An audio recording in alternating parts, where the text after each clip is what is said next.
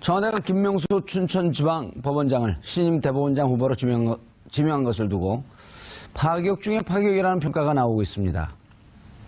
대법원장은 주로 대법관 중에서 뽑거나 전직 대법관 중에서 뽑았다는데 비대법관 출신에다가 현재 양승태 대법원장보다 13기수나 아래라는 점 때문인데요. 법원의 구조나 문화, 판결 등의 지각 변동이 있으리라는 전망이 벌써부터 나오고 있습니다.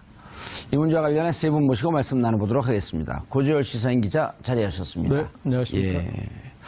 자, 이정열 전 부장판사 국민TV 이사 자리하셨습니다. 네, 안녕하세요. 이경수 대진대 교수님 모처럼 자리하셨습니다. 네, 안녕하십니까. 예, 시청자 여러분들께서도 샵5400으로 다양한 의견 보내주시기 바라겠습니다. 페이스북 라이브로도 시청하실 수 있습니다. 자, 고 기자님. 네. 박시환 전 대법관, 그 다음에 전수환 전 대법관, 이분들이 좀 유력하게 얘기가 되지 않았었나요? 네, 그랬었는데, 예. 이제 본인이 고사해서. 두 분 다? 네, 그래서 이제 예. 김명수 춘천지방법원장으로 지명을 했는데, 법조계 지금까지 관행으로서는 이것이 파격이라고 했는데, 일반인의 눈으로 봤을 때는 약간 조금 이해가 안 되는 부분도 있을 것 같습니다. 이를테면, 이제 사법연수원 기수가 13기가 차이 나서 기수 차이가 심한 거 아니냐 이렇게 하는데, 이 김명수 춘천지방법원장이 지금 1959년생이거든요. 예. 그러면은 만으로 58세고 우리 나이로 59세인데 이때 이 나이가 지금 그 대법원장 하기 나이에 부족한 나이인지 그리고 양승태 지금 대법원장이 우리 나이로 70세거든요. 그런데 국가 양로원장이 아닌데 그 나이가 그럼 적합한 나이인지. 왜 나이 갖고 사람을 그래 다 아니, 그러니까 나이 가지고 지금 너무 이렇게 어린 사람을 임명했다라는 얘기잖아요. 다른 대법관들보다 좀 후배라고 하는 거를 더 지적한 거 아닌가요? 그래 이제 저는 그 선후배가 중요한 게 아니라 대법관 경험이 없다라는 부분을 지적한다면 그 부분은 한번 좀 감안할 필요가 있는 것 같은데. 그러니까요. 그런 사법연수원 기수니 나이니 예. 이런 거 가지고 얘기하는 건 좀 무의미한 것 같습니다. 예. 이정열 판사님, 대법관 후배가 지금 제일 어리죠? 어찌 보면 지금 들어가면. 더 어린 분들이 있나요? 있습니다. 많습니다. 있긴 지금 있습니다. 김명수 지명자입니까? 후보자죠. 후보자. 후보자가 되겠죠. 공직 후보자. 거기보다 어린 분들이 지금 계신가요? 네, 지금 법원행정처장하는 김소영 대법관은 84학번. 어리죠. 이분은 지금 7, 8학번이더라고요. 네. 그리고 또 다른 분들은요? 연수원 기수하고 예. 나이가 위인 분들도 계시고 대법관 중에서. 그리고 연수원 기수로 따지면 네, 후배인 분들도 계시고. 예를 들어 전혀 없다 그러면 좀 문제가 되겠지만 예. 몇 분 계시면 네. 중간에 있는 그 연배가 네. 대법관 안 됐다 뿐이지 네. 들어오는 게 뭐 그렇게 문제가 될까요? 불편할까요? 선배들이?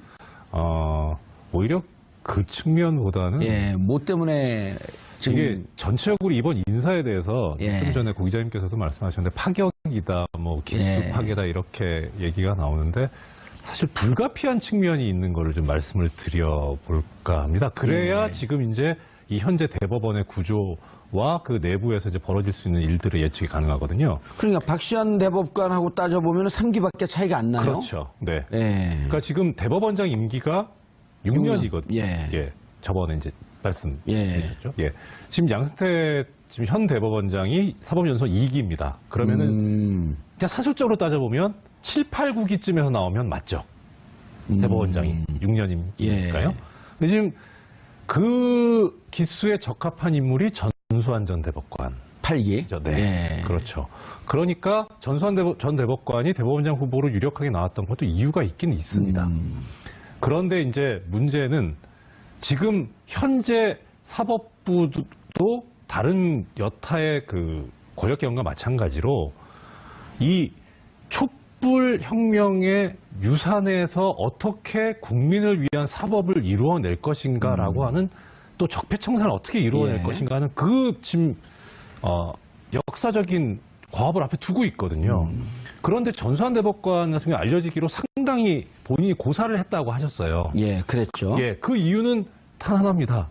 어느 누구나 지금 사법개혁을 할 수 있는 적임자는 박시환 전 대법관이라고 생각하고 있는 거예요. 그러니까 일단 하나의 어떤 틀을 말씀드리자면 지금 신임 대법원장으로서 필요했던 요건은 세 가지입니다. 하나는 사법개혁을 할 사람이어야 됩니다. 예. 첫 가장 우선입니다. 그런데 지금 현재 대법관을 지냈거나 대법관인 사람들 중에서 예. 대부분은 양승태 적폐의 부역자였었고요. 그 다음에 그걸 좀 빼면 침묵했던 사람들. 그러니까 이 양승태 대법원장이 법원을 망가뜨리는데 비판이라도 했었던 사람들은 전혀 고위법관으로 올리질 않았던 겁니다. 양승태 대법원장이. 그러니까 일단 사법개혁을 할 사람 중에서 고위법관이 없었어요. 예. 그나마 찾을 수 있었던 사람이 박시환 전 대법관과 전수환 전 대법관이었는데 그 두 분이 고사를 해버리니까 그 다음에 갈 데가 없었던 겁니다. 대법관 출신 중에서. 그러니까 그 다음 급인 법원장이나 고등부장급으로 갔던 거죠. 그러니까 이게 어떠한 노림수를 가지고 파격적인 기수파게 인사를 게 아니라 불가피하게. 예, 불가피한 측면이 있는 불가피성이 겁니다. 있었다. 네, 그렇습니다. 박시환 대법관은 말은 이제 그 전수환 대법관 전 대법관 같은 경우는 고사하는 게 알려졌는데 박시환 대법관은 보도는 그렇게 나오지만 받아들이지 않겠냐라고 하는 설도 좀 있지 않았었나요? 그러니까 두 가지 측면에서 예. 대립이 됐었죠. 그러니까 이분이 일단 첫째는 자리 욕심은 없어요.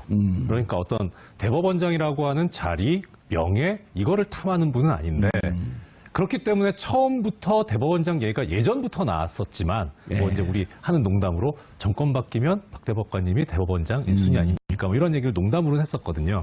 그런데 그때 그냥 그런 얘기 하지 말라고 예. 뭐 약간 정색도 하면서 그렇게 얘기를 하셨었는데 실제 이제 이렇게 상황이 오고 나니까 그러니까 이제는 진지한 상태잖아요. 하여튼 예. 그런 상태에서 이제 얘기는 뭐냐면 중요한 거는 지금 현재 사법개혁을 해야 된다는 거에서 누구나 공감을 하고 있고 그 필요성을 인정을 하는데 그런데 거기서 자리 욕심은 없지만 이걸 할 사람이 누가 있습니까? 대법관님밖에 더 있습니까? 라고 하는 거에 흔들릴 거다. 이거를 가지고 얘기를 하면 그래서 받아들이지 그렇다. 않겠느냐라는 예측도 했었는데요. 예. 마지막에 문제는 그거였었죠.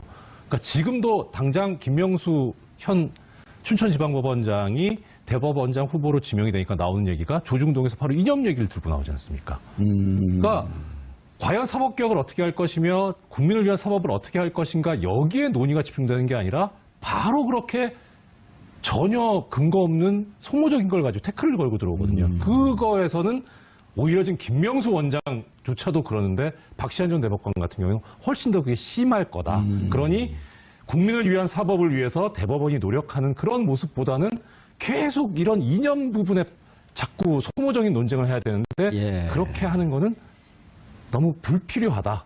예. 그래서 그 부분에서 박시환 대법관은 본인이 적격자가 아니다라고 고사를 했던 거죠. 이경수 교수님, 네네. 박시환 대법관 같은 경우는 이제 보통 양승태 대법관 같은 경우도 대법관 옷을 벗고 이렇게 여행을 떠났단 말이에요. 그리고 이제 국내 어쨌든 논란으로부터 좀 피하려고 2011년도 네. 기억을 더듬어 보면 네네. 2월 달에 그만두고 이제 그 9월인가 이때 이제 대법원장 되면서 그래서 어쨌든 국내 바람으로부터 좀 피하자. 박시환 대법관 같은 경우도 로펌 이런 데로 가지 않고 이제 로스쿨로 갈 때 저분이 다음에 대법원장 하려고 하는구나. 이제 이런 네. 지금 보면 이제 억측이 된 건데. 네, 그렇죠. 그런데 그 내부 구조 이렇게 지금 말씀하셨듯이 이념적 대립 양상으로 가게 되면 본인이 불편해서 좀 피했다. 그리고 지금 어쨌든 김명수 대법원장 후보자 같은 경우도 벌써부터 이제 이념적으로 문제제기를 하고 있는 거 아니에요? 예를 들어 우리법연구회라든지 국제인권법학회. 국제인권법학회가 진보적인가요? 그 부분은 우리법연구회도 그렇지만 따로 긴데 일단 예. 교수님 말씀. 예. 근데 저는요, 이런 생각을 해요.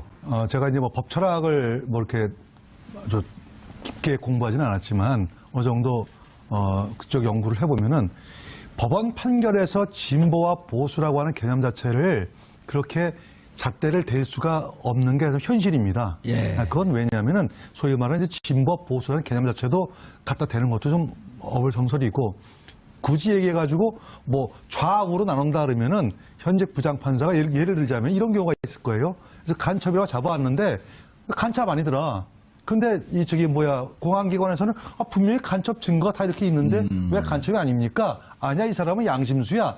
라고 얘기하면은 어떤 법의 집행 과정 중에서의 문제가 발생할 가능성이 있어요.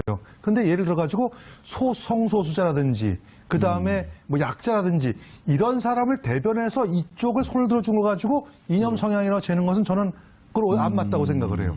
그런 차원에서 우리법 연구회라든지 그 다음에 또 그 이해는 뭐 국제인권법 학회라든지 여기에 이제 김명수 후보자가 회장을 역임을 했어요. 근데 이분이 얼마 전에 한 학회에서 이런 연설을 하셨어요. 뭐라는 연설을 하셨냐면은 사법부 독립은 법의 지배를 확실히 하고 인간 기본권과 자유를 효과적으로 보호하기 위해서 반드시 확보해야 된다. 그다음에 두 번째, 법관 개인의 독립성을 강화해야 된다. 이 두 가지 말씀하셨어요. 굉장히 타당한 그렇죠. 얘기라고 저는 생각을 해요. 그래서 이 사법부의 독립이야말로 권력으로부터 완벽하게 독립적으로 재판할 수 있는 그와 같은 분위기가 조성돼야 법의 지배라는 것이 확고하게 서게 되는 겁니다. 그런데 사법부가 권력에 의해서 좌지우지되면은 그 법의 지배라고 하는 자유민주주의 대원칙이 흔들리는 거예요. 이런 차원에서 보수다 진보다를 논의하는 것 자체가 저는 안 맞다. 다만 법관 개인의 독립성을 강화한다는 이 부분에서는 약간의 찬반양론일 수가 있어요. 예를 들어가지고 양형에 관한 문제인데 어떤 법관 개인의 독립성을 너무 강화하다 보면은 어떤 판사님은 똑같은 사안에 대해서 예를 들어가지고 A라는 판결을 내리고 또 B라는 판사님은 C라는 결론을 내리면 이게 법의 안정성이 해치게 되거든요. 따라서 이러한 부분을 얼마나 효과적으로 통제하고 조절할 수 있느냐는 어떤 그것만 잘 된다면 법과의 독립성 강화는 매우 필요하고 이게 사법개혁의 핵심이 아닌가. 그래서 이 사법개혁을 누가 가장 적임자냐 하면은 제가 볼 때 아까 말씀드렸듯이 성향에 관한 문제가 아니라 현 상황에서는 예를 들어가지고 뭐 아까 말씀하신 전수환 대법관이라든지 박시환 뭐 대법관이 그다음에 그게 안 되니까 내려와서 김명수 후보자까지 내려왔지 않나 이렇게 생각이 듭니다. 그런데 이제 지금 그 사법개혁 얘기가 나오는 것 중에 하나가 양승태 대법원장이 전례 없이 인사라고 하는 칼자를 쥐고 판사들을 통제하려 했다라고 하는 문제 제기가 나온 거 아니에요? 그렇죠. 무슨 얘기냐 하면 그게 이제 사법계 블랙리스트 사건이죠. 그렇죠. 그리고 판결이나 이런 문제에 있어서 권력의 입맛에 맞고 혹은 본인의 의지에 맞지 않게 판결하는 분들에게 인사상 불이익을 줬고 마치 검찰이 인사권을 갖고 검찰 내부를 통제하듯이 이런 모습을 보였다라고 많은 판사들이 우려를 표명하고 있었던 거 아니에요? 그렇죠. 근데 저는 이제 그 부분 이렇게 생각을 해요. 어느 조직이든 간에 자정의 노력은 굉장히 필요한 거거든요. 예를 들어가지고 검찰도 마찬가지고 법원도 마찬가지예요. 예를 들어가지고 법원 판사들 중에서 과거에 뭐 변호사하고 뭐 어떤 부당한 거래를 통해 가지고 일방적으로 판결을 낸다든지 이런 부분들이 있을 수 있어요. 두 번째는 예를 들어가지고 판사가 자기 직무를 소홀히 해가지고 전혀 엉뚱한 판결을 내는 수가 있어가지고 2심에 올라가면은 판결이 뒤집히는 경우. 이런 경우를 대비해서 대법원 행정처에서 일정 부분 이와 같은 건 스크린할 필요는 있다고 생각합니다. 개혁의 사법의 그리고 그걸 또 적절히 사용해서 진급에도 또 신경 쓰고. 그런데 문제는 제 앵커께서 말씀하셨듯이 그와 같은 노력이 아니라 거꾸로 어떤 권력에 맞는 판결을 하느냐 안 하느냐 아니면은 대법원장 개인의 어떤 소신을 가지고 거기에 부합되는 안 되냐 이런 걸 가지고 문제를 삼으면 이건 굉장히 커다란 문제가 생기는 거죠. 이렇게 되면은 오히려 제왕적 대법원장이라는 소리가 나올 수밖에 없거든요. 그 지적이 지금 나오고 있는 거 아니에요? 그래서 아마 이제 요번에 전체 법관회의에서 조사위원회를 구성을 해가지고 하는데 이게 잘 안 돼가지고 지금 인천지방법원의 오모 판사님은 지금 단식 투쟁까지 하고 있다 그래요. 이거 굉장히 중요한 문제입니다. 알겠습니다. 김명수 대법원장 후보 소개를 좀 해주시죠. 네, 지금 아까 이경수 교수님이 이 법관을 진보 보수로 나누는데 조금 어폐가 있지 않느냐 얘기를 했는데 저도 좀 약간 비슷한 내용인 게 진보 보수에 대한 게 너무 자의적인데 차라리 국가 제도를 지키는 걸 우선시하느냐 아니면 국민의 인권을 개인의 인권을 중요시하느냐 이제 그렇게 나눠볼 수 있을 것 같은데 김명수 지금 후보자는 대법원장 후보자는 후자 쪽입니다. 그러니까 주요 그러니까 판사는 판결로 얘기하는 거니까 예. 주요 판결을 보면은 삼성 에버랜드 이 금속노조 삼성지회 부지회장 해고한 것에 대해서 부당 노동 행위라는 그런 판결을 내린 적이 있고요. 예. 그리고 정교조가 법외노조 이쪽 판결을 받았을 때 그것에 대한 통보 효력 정지 가처분 신청을 정교조가 신청했었는데 예. 그 부분에서 그것을 받아들여줬던 그 부분이 이제 그런 판결이 나왔을 때 당시에 이분은 이제 출세에 생각이 없으시구나 할 정도로 그러니까 대법원에서 이렇게 그 파기환송된 거에 대한 어떤 그런 그거에 반기를 드는 그런 판결이었기 때문에 상당히 이제 의미 깊게 받아들였던 그런 판결이고요. 2011년에 오송해 사건 피해자들이 국가를 대상으로 150억 원 배상으로 하라고 한 그 사건에 대해서 그 피해자 쪽으로 판결을 해줬었습니다. 그래서 이제 이런 정도의 좀 개인의 인권을 중요시하는 그런 판결이었고 아까 말씀드렸던 국제인권법위원회나 그다음에 이 우리법 연구회 예. 그런 이제 회장 등을 역임했고 서울에 보니까 서울에 중앙지법, 북부지법, 서부지법, 동부지법, 남부지법 이렇게 5개 지법이 있는데 예. 남부지법을 빼놓고는 다 주로 다니셨더라고요. 그래서 뭐 주요 보직들은 거치신 그런 분이라고 볼 수 있을 것 같습니다. 예. 문제가 되고 있는 게 이제 우리법 연구회 회장 지냈고, 그다음 국제인권법 연구회 출범 당시 초대 2대 회장을 맡았는데, 자, 우리법 연구회는 좀 진보적인 거로 평가가 되고 있나요? 지금 이제 이 교수님도 말씀하셨고 예. 고 기자님도 말씀하셨지만 가장 정확하게 표현하신 부분이 이제 고 기자님 말씀이신 것 같아요. 그러니까 보수 진보라고 본다기보다 예. 어떻게 보면은 국가 우선주의냐 예. 아니면은 인권 우선주의냐. 근데 후자 쪽인 건 맞습니다. 예. 그러니까 이렇게 진보 단체 이렇게 표현하는데 뭐 하여튼 뭐 정의 자체도 좀 그렇지만 하여튼 예. 일단 저는 이런 쪽으로 접근을 해서 말씀을 드릴게요. 지금 이제 뭐 박근혜 최순실 국정농단이 백일화에 드러나고 대통령이 탄핵까지 당해서 이제 새 정부가 구성이 됐지 않습니까? 이렇게 되는 일련의 과정에서 최초의 단초가 됐던 사건이 있습니다.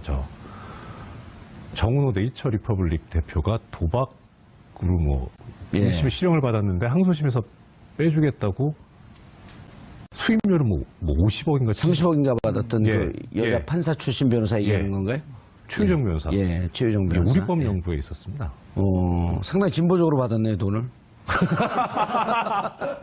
그렇게 해석하시니까. 3억 받을 거 30억을 받았으니까 얼마나 진보적으로 받았어요. 그러니까 연구회로 시작해서 우리법 연구회로 마무리. 그러니까 이게 그래서 예. 과연 우리법 연구회가 진보적이냐라고 하기가 그러니까 결국 그때 당시에 소위 이제 이 조중동이나 뭐 당시 한나라당 쪽에서 계속 이념 프레임을 더 뒤집어 씌우려고 할 때 저도 우리법 연구회 회원이었습니다만 예. 너무 그게 가짜라 가지고 대응을 안 했거든요. 너무 말도 안 되는 얘기니까. 우리법 연구회는 모여서 뭘 하자고 했던 거예요?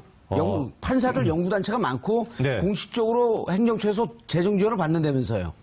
나중에 등록을 해서 받았죠. 처음에는 나중에 안 등록을 해서, 받았고. 예. 그러니까 이름에서도 알 수 있다시피 우리나라 법을 연구하자는 거거든요. 그러니까 이게 시초가 이런 겁니다. 처음에 제가 이제 이런 식으로 얘기하면 좀 그렇긴 한데 87학번인데 예. 학교 다닐 때 저희가 이제 법률을 학교에서 배우면 분명히 법전은 우리나라 법전을 놓고 공부를 해요. 예. 그런데 그 법률의 기초가 되는 이념이라든가 학설은 일본 것 아니면 독일 것. 예, 그렇습니다. 그러니까 왜 이렇게 법이 만들어졌고 이걸 어떻게 해석해야 되지라고 할 때 참고할 게 우리나라 학설이 아니고 독일 학설인 거예요. 근데 사실 안 맞죠, 우리 현실하고. 근데 그렇죠. 그때는 몰랐어요. 예. 고시 공부할 때까지만 해도 몰랐는데 막상 이제 일선 재판을 하다가 현장에 들어와 해서 보니. 보니까 책을 찾아보니까 이거 이렇게 하면 안 되는데 근데 그런 위기의식을 가지고 있던 사람들이 꽤 있었던 모양이에요. 그래서 모여서 야 독일법도 아니고 일본법도 아니고 우리나라 법을 좀 공부를 해서 재판을 해보자 해서 나온 게 우리법 연구회인데 근데 이제 하다 보니까 뭐가 되냐면 뭐 민법이든 상법이든 형법이든 이것도 하지만 제일 이제 문제가 되니까 헌법. 그 당시 이제 이게 만들어질 당시가 유신 5공화국을 거치면서 만들어지거든요. 우리법 연구회가. 그러니까 헌법이 이래서 되겠느냐? 국민의 기본권을 어떻게 보장할 것이냐? 그 다음에 그것을 실제 재판에서 구현하는 판사는 무엇을 할 것이냐? 이런 걸 하는 거죠. 그러니까 말씀드렸던 대로 인권의 가치를 두게 되고 국가 우선보다는 인권 우선이 돼버린 거고. 그러니 그때 역사적 상황과 지금까지 쭉 이어져 오는 걸 보면은 국가 우선주의적 입장에서 보면은 진보적이고 좌파적이죠. 그런데 실제 우리법 연구회 사람들은 스펙트럼 자체도 다양할 뿐만 아니라 중요한 거는 우리가 판사로서 어떻게 국민의 인권을 보장할 것인가. 법치주의의 최후 보루라는데 그것을 고민했던 단체였었고. 그러니까 박정희 대통령 그 시절에 18년, 그 다음에 전두환 시절 7년, 그 25년 동안 사실 어찌 보면 법체계보다도 권위주의 정권, 군사독재 정권이었기 때문에 법체제가 좀 미비하고 이거를 좀 제대로 국민들이 억울함이 없게끔 재판을 하려면 일본도 아닌 독일도 아닌 우리가 우리 법 현실에 맞게끔 헌법을 어떻게 고칠 것이며 그다음에 죄송합니다. 고친다기보다 어떻게 해석할 것이며. 예. 그리고 뭐 제정헌법보다도 많이 후퇴 인권적으로도 민주적으로도 후퇴됐다는 지적을 받고 있을 때 아니에요? 그렇죠. 네. 그래서 이제 모여서 연구하다 보니까 최유정 변호사 같은 경우는 연구는 연구고 변호사 하면서 돈대로 또 벌자. 그것까지 제가 잘 모르겠고요. 예. 그러니까 이거를 아니 그 우리법 연구회는 이제 그렇다 치고 그다음에 보면은 국제인권법 연구회 같은 경우는 판사 3,000명 중에 근 한 3분의 1 정도가 여기 500명 정도가 회원이라고 그러잖아요. 예, 그렇습니다. 그러면은 한 17, 8%. 네. 이걸 다 진보적이라고 볼 수 없잖아요. 그러니까 이게 어떻게 됐냐면 실상 우리법 연구회가 그런 단체였었는데 계속 이제 뭐 인용 공세를 하니까. 그러니까 부담을 느낀 거예요. 예. 그래서 1차적으로 정리를 합니다. 저기 우리법 연구에 대해서 저 나가실 분들은 나가시라 부담되시는 분들은 그때 그래서 많은 판사들이 탈퇴를 하고 예. 뭐 저는 그때까지 남한이 있었는데 하여튼 그리고 나가서 이런 상황에서 이렇게 우리법 연구회라는 이름으로는 이제 뭐가 안 되니까 그런데 그렇다고 판사들이 인권이라는 가치를 버릴 수는 없으니까요. 그래서 만든 것이 국제인권법 연구회죠. 다른 나라 인권 어떻고 이 인권에 기초해서 우리나라 인권의 수준은 어떻게 되는지 그렇습니다. 이런 정도를 갖고 이 인권에 대한 감수성 공감이 있어야지 막상 재판에 들어갈 때 우리가 정확한 재판을 할 거 아니냐. 이게 그렇습니다. 기초 아닙니까? 정확하십니다. 예. 자, 야당이 예. 벌써부터 반대를 하고 있어요. 네네. 무슨 논조로 반대를 하고 있나요? 야3당이 다 반대하고 있는 것 지금 같아요. 현재 이제 그 야당에서 그 야삼당에서 반대하는 건 이제 아까 지금까지 나왔던 논의했던 대로 이념 편향적이라는 그런 뜻이에요. 다시 말해서 이제 우리법 연구회가 사실은 말씀하셨지만 1988년도에 2차 사법파동이 일어납니다. 예. 그러니까 이제 노태우 정부가 들어섰음에도 불구하고 전임 그 대법관 소위 말하는 고위직들을 전후 과거 오공인자들로 그대로 눌러앉게 되니까 이에서는 사법부의 개혁이 안 된다 해가지고 판사 330명이 그때 이제 성명서를 발표하죠. 이게 2차 사법파동인데 이 사법파동을 중심으로 해가지고 만들어 이제 공식 활동하게 된 게 이제 우리법 연구회고 그 이후에 이제 우리 이정엽 판사님 말씀하셨듯이 그 부분을 자꾸 이제 이념으로 더 치우기가 들어가니까 이제 불편한 분들 계시니까 그래서 이제 국제인권법 연구회 이렇게 바뀌는 과정인데 예. 야당에서 이제 계속 이제 그 문제를 가지고 가는 거예요. 근데 이제 우리 거기 빌미를 제공한 것도 우리 이정엽 판사님 빌미를 제공했어요. 솔직한 얘기로 제가 보기에 뭐 사실 그러니까 물어뜯으려고 하면 방법이 없습니다. 그게 아니고 이제 예를 들어가지 이런 거죠. 우리 이정엽 판사님께서 이제 그 판결한 것 중에서 가장 대표적인 게 이제 그 양심적 병역 거부자 그걸 무죄 판결했잖아요. 근데 이제 아직까지도 우리나라 이제 안보 사항 볼 때 예를 들어 가지고 대체 복무가 확립이 되지 않은 상태에서 과연 그렇다 하더라도 이 부분 어떻게 볼 것인가 하는 것은 이제 이정엽 판사님 같은 경우에는 당연히 개인의 인권이 우선시되니까 무죄라고 보지만 대부분의 기본의 통상적인 상념에 있어서는 이거는 현행법적으로는 이건 있다라고 되어 있지 않습니까? 예. 그런 이 판사님께서 그 판결을 내리기 전에 먼저 대법원이나 헌재에다가 이 부분에 대해서 위헌 판결을 먼저 신청을 계속 끊임없이 주장했어야 된다는 얘기죠. 그러니까 요와 같은 중간 과정이 없이 이제 무죄 판결 내니까 우리법 연구에 소속되는 사람들은 전부 다 이런 사람 아닌가라고 어떤 이 자라 보고 논란 가서 소트코 보고 논란다고 예. 그렇게 우리나라 사람들이 있었던 건 사실이에요. 그렇기 때문에 혹시 김명수 지금 지명자도 혹시 그런 거 아니냐라고 이제 이렇게 우려가 되는 건 사실이죠. 그러나 아까도 말씀드렸듯이 보수와 진보라고 이념적으로 이걸 대결해 나가면은 우리 사법 정의라든지 사법의 개혁은 요원해진다. 그래서 제가 볼 때는 크게 지금 예. 일단은 반대를 하겠지만 이 부분 가지고 특별하게 도덕적 흠결이 결정적인 도덕적 예. 흠결이 발견되기 아직 뭐 전에는 청문회도 안 들어갔으니까. 예. 그게 발견되지 않으면 저는 통과가 될 것이라 보여집니다. 자유한국당은 이념 집단화로 변질될 가능성이 있다. 그 다음에 바른정당은 사법 중립성 지킬지 의문된다. 자, 그거는 제가 볼 때는 크게 문제가 안 되고 다만 이제 이런 거는 있을 수 있어요. 예를 들어 가지고 우리 법 연구회 출신들이 지금 이제 현 정부 들어서 이제 많은 직책을 가고 있거든요. 예. 예를 들어 가지고 그렇다면은 혹시 우리 법 연구회가 순수한 판사들의 모임이지만 예. 혹시라도 과거에 저기 내부에 사주직과 같이 그렇게 되면은 이거는 문제가 아니냐라는 그런 우려 정도는 받아들일 수 있을 걸 보여집니다. 그런데 그 고재열 기자님, 네. 국민의당은 기수파계 단합 흔들 우려가 있다. 무슨 그 대법원이 친목단체인가요? 그러니까 지금 일단은 시비를 좀 걸어보겠다라는 이제 제스처를 취한 거지 않습니까? 그런데 아까 우리법연구회가 출범하던 게 1988년 이제 노태우 정권 때인데 예.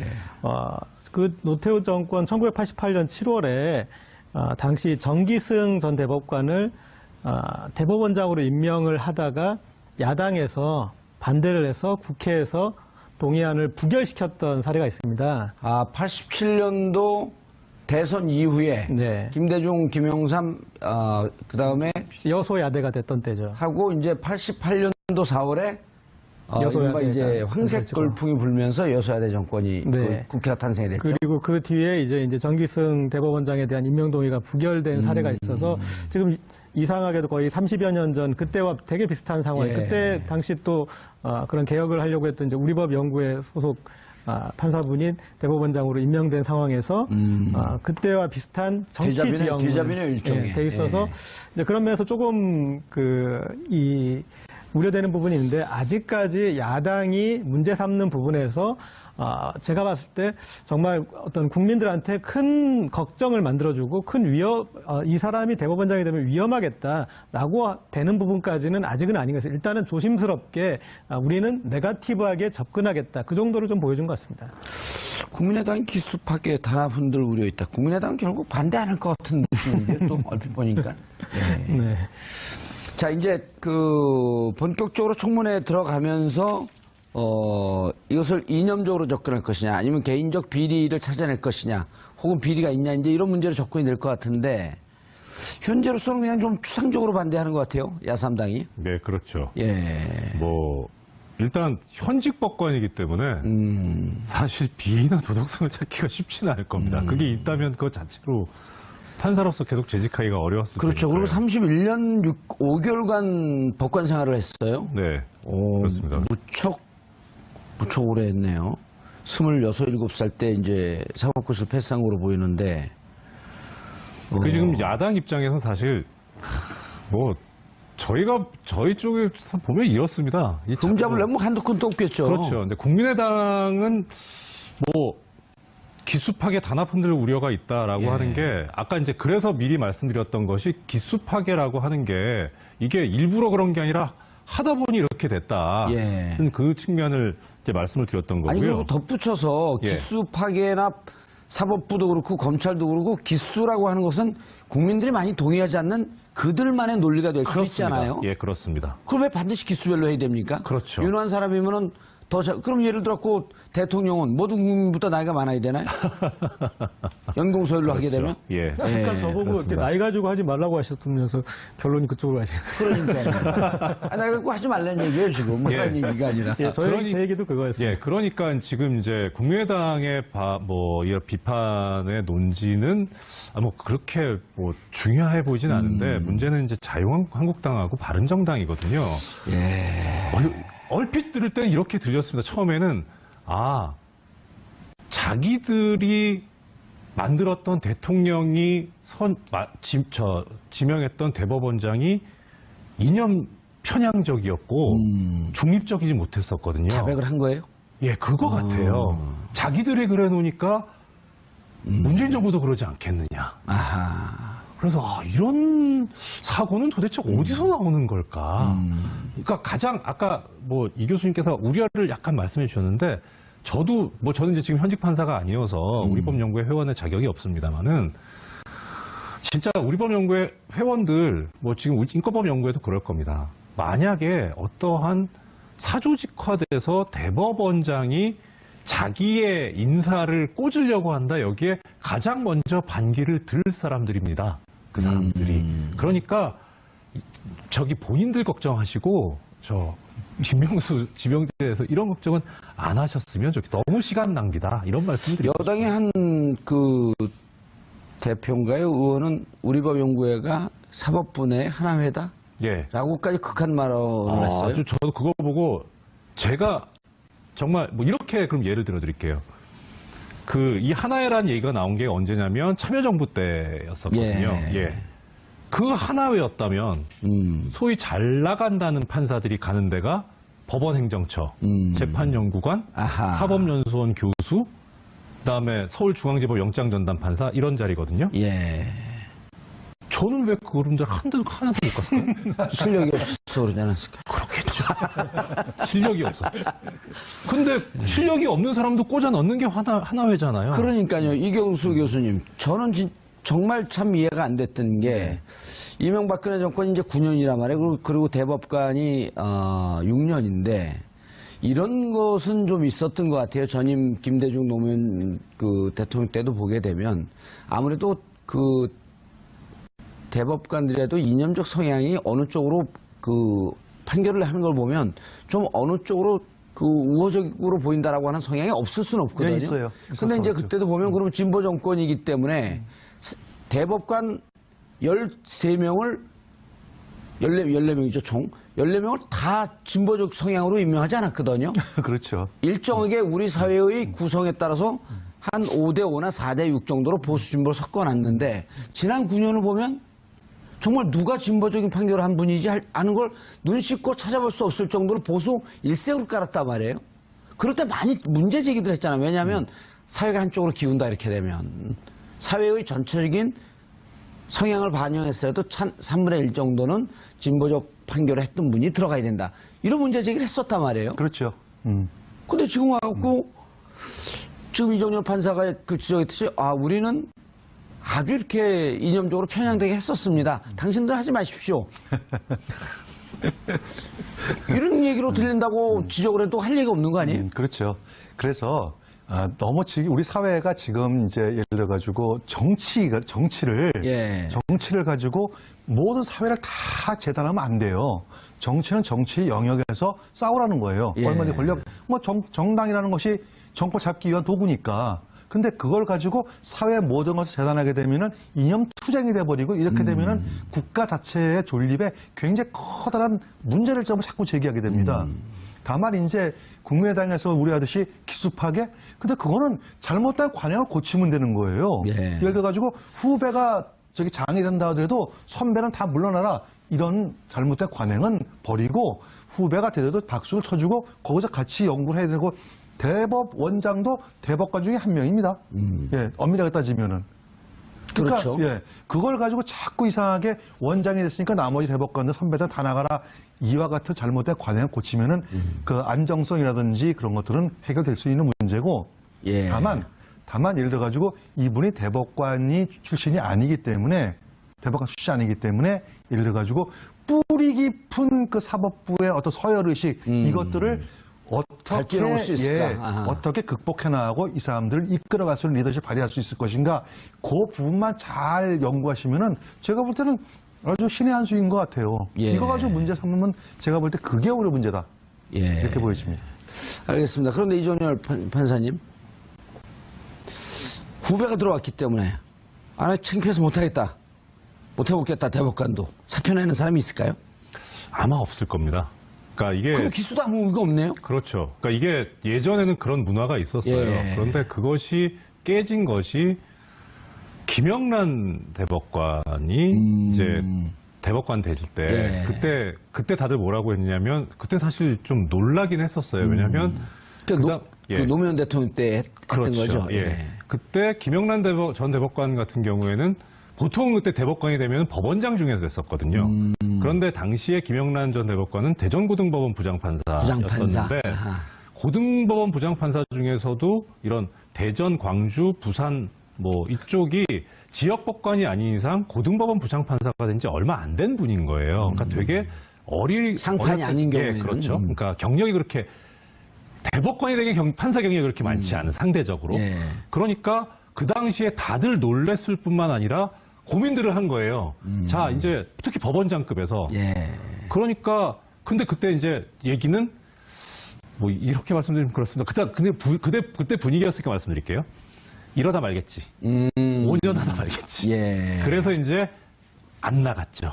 그래서 지금도 아마 그런 분위기가 좀 있지 않을까. 나가지 않을 것 같다. 네. 부장 김명수 현 춘천지방법원장이 대법원장 후보로 지명이 되니까 나오는 얘기가 조중동에서 바로 이념 얘기를 들고 나오지 않습니까? 그러니까 과연 사법개혁을 어떻게 할 것이며 국민을 위한 사법을 어떻게 할 것인가 여기에 논의가 집중되는 게 아니라 바로 그렇게 전혀 근거 없는 속모적인 걸 가지고 태클을 걸고 들어오거든요. 그거에서는 오히려 지금 김명수 원장조차도 그러는데 박시한 전 대법관 같은 경우는 훨씬 더 그게 심할 거다. 그러니 국민을 위한 사법을 위해서 대법원이 노력하는 그런 모습보다는 계속 이런 이념 부분에 자꾸 소모적인 논쟁을 해야 되는데 예. 그렇게 하는 거는 너무 불필요하다. 예. 그래서 그 부분에서 박시한 대법관은 본인이 적격자가 아니다라고 고사를 했던 거죠. 이경수 교수님, 네네. 박시한 대법관 같은 경우는 이제 보통 양승태 대법관 같은 경우도 대법관 옷을 벗고 이렇게 여행을 떠났단 말이에요. 그리고 이제 국내 어쨌든 논란으로부터 좀 피하려고 2011년도 네. 기억을 더듬어 보면 네네. 2월 달에 그만두고 이제 그 9월인가 이때 이제 대법원장 되면서 그래서 어쨌든 국내 바람으로부터 좀 피하자. 박시한 대법관 같은 경우도 로펌 이런 데로 가지 않고 이제 로스쿨로 갈 때 아, 저분이 다음에 대법원장 하려고 하는구나. 이제 이런 네. 지금 보면 이제 억측이 된 건데. 네, 그렇죠. 그런데 그 내부 구조 이렇게 지금 말씀하셨듯이 이념적 대립 양상으로 가게 되면 본인이 불편해서 좀 피했다. 그리고 지금 어쨌든 김명수 대법원장 후보자 같은 경우도 네. 벌써부터 이제 이념적으로 문제제기를 하고 있는 거 아니에요? 예를 들어 우리법 연구회라든지 국제인권법 학회. 국제인권법 학회가 진보적인가요? 그 부분은 우리법 연구에도 그렇지만 따로 긴데 일단 예. 교수님 말씀. 예. 근데 저는요, 이런 생각을 해요. 제가 이제 뭐 법 철학을 뭐 이렇게 아주 깊게 공부하지는 않았지만 어느 정도, 그쪽 연구를 해보면은 법원 판결에서 진보와 보수라고 하는 개념 자체를 그렇게 잣대를 댈 수가 없는 게 현실입니다. 예. 그건 왜냐하면은 소위 말하는 이제 진보 보수라는 개념 자체도 갖다 대는 것도 좀 어불성설이고 굳이 얘기해가지고 뭐 좌악으로 나눈다 그러면은 현직 부장판사가 예를 들자면 이런 경우가 판사님, 대법관 후배가 지금 제일 어리죠. 어찌 보면 지금 들어가면 더 어린 분들이 있나요? 아, 있습니다. 맞습니다. 아, 있긴 지금 있습니다. 김명수 지명자입니까? 뭐 추천 후보자죠. 이제. 후보자. 후보자가 되겠죠. 공직 후보자. 거기보다 어린 분들이 지금 계신가요? 네, 지금 법원행정처장하는 김소영 대법관은 84학번. 아, 어리죠. 이분은 지금 7, 8학번이더라고요. 네. 그리고 또 다른 분들은요? 그러니까 그 연수원 기수하고 예. 뭐 나이가 위인 분들도 계시고 대법관 중에서 그리고 연속 기수로 따지면 네, 후배인 분들도 계시고. 뭐 예를 들어 전혀 없다 그러면 좀 문제가 되겠지만 예. 몇 분 계시면 네. 뭐 중간에 있는 그 연배가 네. 대법관 안 됐다 뿐이지 네. 들어오는 게 뭐 이렇게 문제가 될까요? 불편할까요? 선배들이? 오히려 그 측면보다는 예, 뭐 때문에 지금 이게 전체적으로 이번 인사에 대해서 예. 좀 전에 고 기자님께서도 말씀하셨는데 파격이다, 뭐 기수 예. 파괴다 이렇게 얘기가 나오는데 사실 불가피한 측면이 있는 거를 좀 말씀을 드려볼까 합니다. 그래야 예. 지금 이제 이 현재 대법원의 구조와 그 내부에서 이제 벌어질 수 있는 일들의 예측이 가능하거든요. 그러니까 박시한 대법관하고 따져보면 3기밖에 차이가 안 나요? 그렇죠. 네. 예. 그러니까 지금 대법원장 임기가 6년이거든요. 예.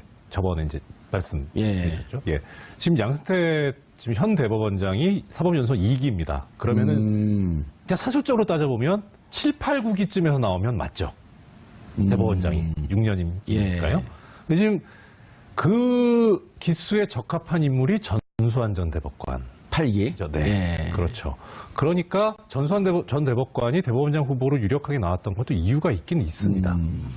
그런데 이제 문제는 지금 현재 사법부도 다른 여타의 그 권력기관과 마찬가지로 이 촛불 혁명의 유산에서 어떻게 국민을 위한 사법을 이루어낼 것인가라고 하는 또 적폐청산을 어떻게 이루어낼 것인가 하는 그 지금 역사적인 과업을 앞에 두고 있거든요. 그런데 전수환 대법관 같은 경우 알려지기로 상당히 본인이 고사를 했다고 하셨어요. 예, 그랬죠. 예, 그 이유는 단 하나입니다. 어느 누구나 지금 사법개혁을 할 수 있는 적임자는 박시환 전 대법관이라고 생각하고 있는 거예요. 그러니까 일단 하나의 어떤 틀을 말씀드리자면 지금 신임 대법원장으로서 필요했던 요건은 세 가지입니다. 하나는 사법개혁을 할 사람이어야 됩니다. 예. 가장 우선입니다. 그런데 지금 현재 대법관을 지냈거나 대법관인 사람들 중에서 예. 대부분은 양승태 적폐의 부역자였었고요. 그 다음에 그걸 좀 빼면 막 침묵했던 사람들. 그러니까 이 양승태 대법원장이 법원을 망가뜨리는데 비판이라도 했었던 사람들은 전혀 고위법관으로 올리질 않았던 겁니다. 양승태 대법원장이. 그러니까 일단 사법개혁을 할 사람 중에서 고위법관이 없었어요. 예. 그나마 찾을 수 있었던 사람이 박시환 전 대법관과 전수환 전 대법관이었는데 그 두 분이 고사를 해버리니까 그 다음에 갈 데가 없었던 겁니다. 대법관 출신 중에서. 그러니까 그 다음 급인 법원장이나 고등부장급으로 갔던 거죠. 그러니까 이게 어떠한 노림수를 가지고 파격적인 기수파계 인사를 한 게 아니라 불가피하게. 예, 불가피한 측면이 있는 불가피성이 겁니다. 있었다. 네, 그렇습니다. 박시환 대법관은 말은 이제 그 전수환 대법관 전 대법관 같은 경우는 고사하는 게 알려졌는데 박시환 대법관은 보도는 그렇게 나오지만 받아들이지 않겠냐라고 하는 설도 좀 있지 않았었나요? 그러니까 두 가지 측면에서 예. 대립이 됐었죠. 그러니까 이분이 일단 첫째는 자리 욕심은 없어요. 그러니까 어떤 대법원장이라고 하는 자리, 명예 이거를 탐하는 분은 아닌데 그렇기 때문에 처음부터 대법원장 얘기가 예전부터 나왔었지만 뭐 이제 우리 하는 농담으로 정권 바뀌면 박 대법관님이 대법원장 1순위 아닙니까? 뭐 이런 얘기를 농담으로 했었거든요.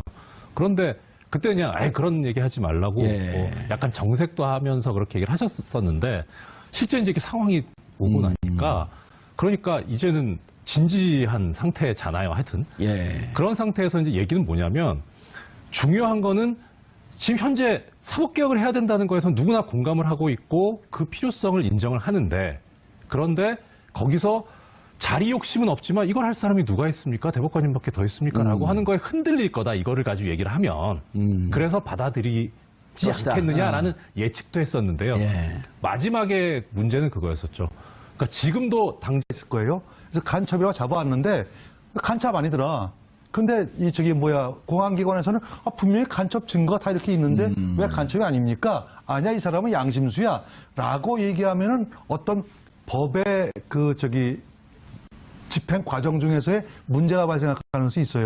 근데 예를 들어가지고 성소수자라든지 그 다음에 약자라든지 이런 사람을 대변해서 이쪽을 손을 들어준 거 가지고 이념 성향이라고 재는 것은 저는 그걸 안 맞다고 생각을 해요.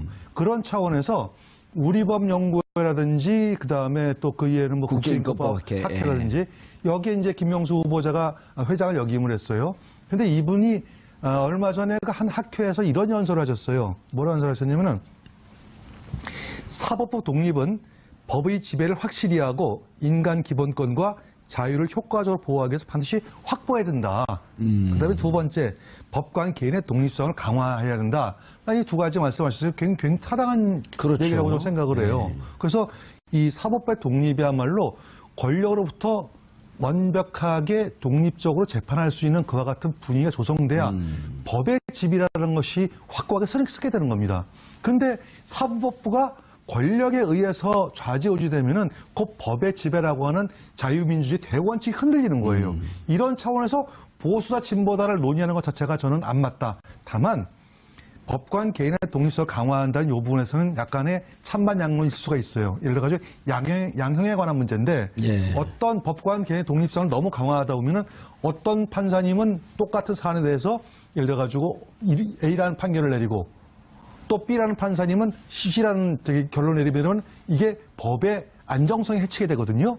따라서 이러한 부분을 얼마나 효과적으로 통제하고 조절할 수 있느냐는 어떤 그것만 잘 된다면 법과의 독립성 강화는 매우 필요하고 이게 사법개혁의 핵심이 아닌가. 예. 그래서 이 사법개혁을 누가 가장 적임자냐 하면은 제가 볼 때 아까 말씀드렸듯이 성향에 관한 문제가 아니라 현 상황에서는 예를 들어가지고 뭐 아까 말씀하신 전수환 대법관이라든지 예. 박시환 뭐 대법관이 그다음에 그게 안 되니까 내려와서 김명수 후보자까지 내려왔지 않나 이제 그 생각이 듭니다. 예. 그런데 이제 지금 그 사법개혁 얘기가 나오는 것 중에 하나가 네네. 양승태 대법원장이 전례 없이